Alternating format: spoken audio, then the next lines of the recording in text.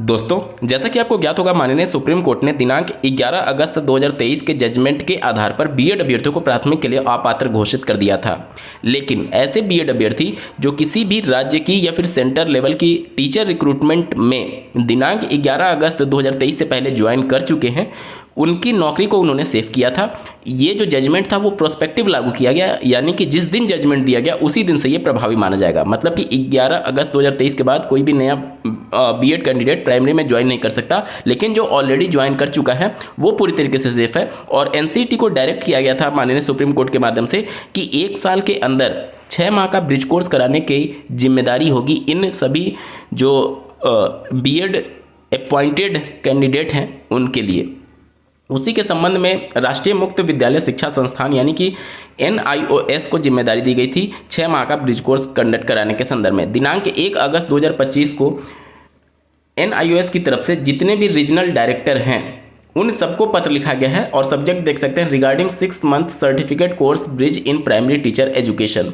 यहाँ पर वही चीज़ें जिक्र की गई हैं जो गजट में मेंशन किया गया था कि ऐसे बीएड अभ्यर्थी जो 50% मार्क्स के साथ ग्रेजुएशन में 50% मार्क्स के साथ बीएड किए हुए हैं वो प्राइमरी के लिए एलिजिबल होंगे और 6 माह के अंदर उनको मतलब कि रिक्रूटमेंट के बाद से, ज्वाइनिंग के बाद से 6 माह का ब्रिज कोर्स उनको 2 साल के अंदर करना होगा। वहीं सब यहाँ पर जिक्र किया गया है। उसके बाद से इस नोटिफिकेशन में आगे बढ़ेंगे तो यहाँ पर जिक्र किया गया है कि माननीय सुप्रीम कोर्ट ने जो जजमेंट दिया उसके अनुसार अब बीएड अभ्यर्थी प्राथमिक के लिए पात्र नहीं होंगे। देख सकते हैं आप, इन view of the above it is requested that all the regional director NIOS may contact the concern state government authorities to obtain the state nodal officer detail and the list of primary teachers in the enclosed proforma latest by 11 अगस्त 2025।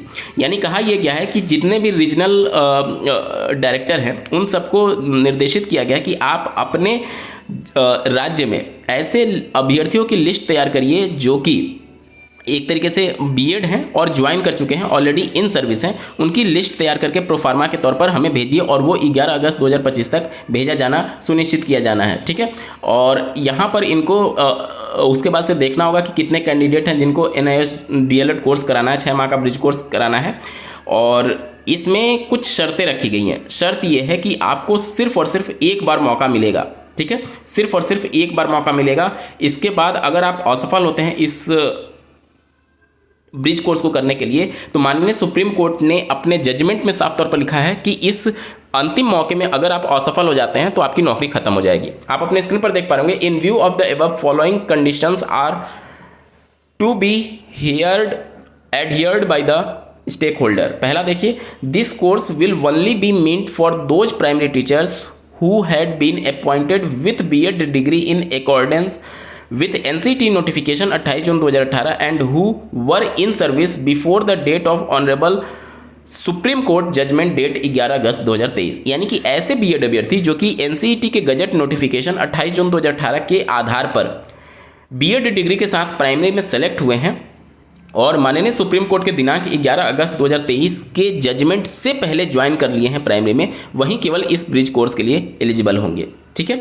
अगला देखिए, the teachers indicated at point 1 में above में avail this one time opportunity to complete the course as honourable supreme court has directed that failure of any candidate to participate and complete the course within time frame as described by the educational authorities will invalidate their appointment. यानी कि माननीय supreme court ने जैसा कि direct किया है कि ये वन टाइम अपॉर्चुनिटी होगा, यानी एक ही बार कैंडिडेट को मौका मिलेगा। अगर इस एक बार के मौके में आप असफल हो जाते हैं अपना ब्रिज कोर्स करने के लिए तो आपकी सेवा को समाप्त कर दिया जाएगा, इनवैलिडेट कर दिया जाएगा, ऐसा माननीय सुप्रीम कोर्ट ने कहा था। और इसी के क्रम में NIOS ने भी अपने नोटिफिकेशन में यहाँ पर मेंशन किया हुआ है। तीसरा पॉइंट देख सकते हैं, the participant teacher shall complete the course within 1 year of the commencement of the course of NIOS। यानी कि 6 माह का ये कोर्स होगा और इसके लिए आपको 1 साल का समय दिया जाएगा। अगर इस 1 साल में अगर आप अपना कोर्स कंप्लीट नहीं कर पाते हैं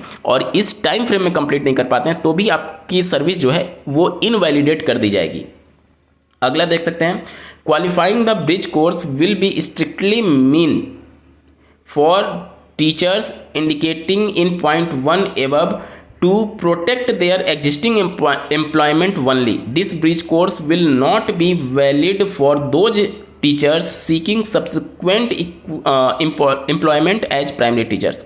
यानी कि ऐसे अभ्यर्थी जो पॉइंट 1 में मेंशन किया गया है कि जो गजट नोटिफिकेशन 28 जून 2018 के आधार पर माननीय सुप्रीम कोर्ट के जजमेंट से पहले ज्वाइन कर चुके हैं, उनके लिए केवल होगा। ये कोई फ्रेश बीएड कैंडिडेट कर रहा है या फिर कंप्लीट कर चुका है लेकिन अभी ज्वाइन नहीं किया है, तो उनके लिए वैलिडेट नहीं होगा।